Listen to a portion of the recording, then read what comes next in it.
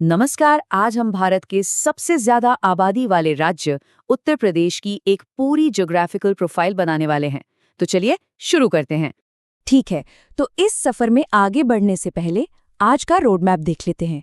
सबसे पहले उत्तर प्रदेश का एक छोटा सा परिचय लेंगे, फिर इसके साइज यानी कि एरिया को समझेंगे। इसके बाद इसके आकार और लोकेशन को जानेंगे, फिर इसकी सीमाओं का एक टूर करेंगे और आखिर में समझेंगे कि इसकी ज्योग्राफिकल इंपॉर्टेंस क्या है। चलिए शुरुआत करते हैं और सबसे पहले ये समझते हैं कि आखिर उत्तर प्रदेश भारत के लिए इतना ऐतिहासिक और सांस्कृतिक रूप से खास क्यों है।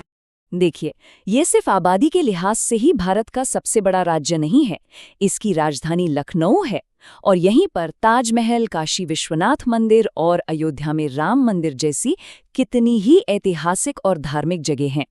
यही वजह है कि ये संस्कृति और इतिहास का एक बहुत बड़ा गढ़ माना जाता है।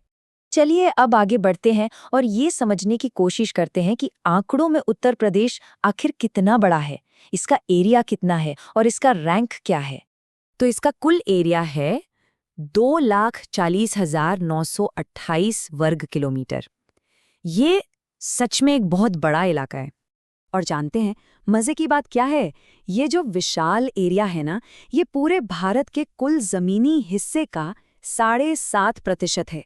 इससे अंदाजा लगाया जा सकता है कि देश के नक्शे पर ये कितनी बड़ी जगह घेरता है।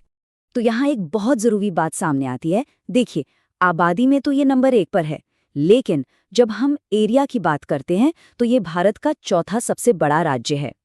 इससे पहले आते हैं राजस्थान, मध्य प्रदेश और महाराष्ट्र। अच्छा, अब जरा कुछ और टेक्निकल डिटेल्स में चलते हैं। मतलब इसका सटीक आकार कैसा है और दुनिया के नक्शे पर इसकी लोकेशन क्या है। और हाँ, ये जानकारी एग्जाम की तैयारी के लिहाज से भी काफ़ी ज़रूरी हो सकती है। अगर मैप पर देखें तो ज़्यादातर लोग कहेंगे कि इसका शेप आयताकार मतलब कि रेक्टेंगुलर है, लेकिन कुछ जोग्राफर्स इसे अर्धचंद्राकार यानी कि क्रीसेंट शेप का मानते हैं। और इसकी वजह भी है, क्योंकि ये पश्चिम से पूरब की ओर लंबा फैला हुआ है और इसके उत्तर में हिमालय की तलहटी है, तो दक्षिण में विंध्या रेंज। अब इसके लैटिट्यूड की बात करते हैं तो इसका फैलाव 23 डिग्री 52 मिनट नॉर्थ से लेकर 30 डिग्री 24 मिनट नॉर्थ तक है। अब इस लोकेशन की वजह से ये पूरी तरह से सब ट्रॉपिकल क्लाइमेट जोन में आता है, जिसका सीधा असर यहाँ की खेती और लोगों के रहन सहन पर पड़ता है। और अगर इसके लॉन्गिट्यूडनल एक्सटेंट को देखें तो वो 77 डिग्री 3 मिनट ईस्ट से 84 डिग्री 39 मिनट ईस्ट तक है। इससे ये पता चलता है कि उत्तरी भारत के मैदानों में ये पश्चिम से पूरब तक कितना ज़्यादा फैला हुआ है। कहते हैं कि किसी जगह को समझना हो तो उसके पड़ोसियों को भी जानना चाहिए। तो चलिए अब उत्तर प्रदेश की सीमाओं का एक चक्कर लगाते हैं और देखते हैं इसके पड़ोस में कौन कौन है। ये बहुत दिलचस्प है कि उत्तर प्रदेश की सीमाएं 1-2 नहीं बल्कि पूरे 8 राज्यों और एक देश से लगती हैं। उत्तर में देखिए तो उत्तराखंड है, पश्चिम में हरियाणा, दिल्ली और राजस्थान, दक्षिण में मध्य प्रदेश है, तो पूरब में बिहार और दक्षिण पूर्व में झारखंड और छत्तीसगढ़। सही मायनों में ये भारत के दिल में बसा हुआ है।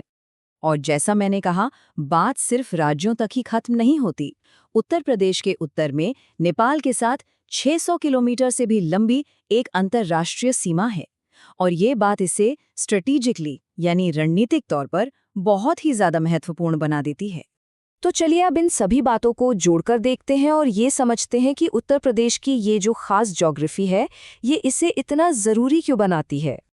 देखिए, एक तरफ तो ये उपजाऊ इंडो गैंगेटिक प्लेन का हिस्सा है, जहाँ से गंगा और यमुना जैसी बड़ी नदियाँ बहती हैं, जो इसे खेती के लिए बेहद ज़रूरी बनाती हैं। और दूसरी तरफ ये भारत की सबसे ज़्यादा आबादी वाला राज्य है, जिसका मतलब है सबसे ज़्यादा लोकसभा सीटें, पूरी 80। तो मतलब कृषि से लेकर राजनीति तक हर जगह इसका महत्व है।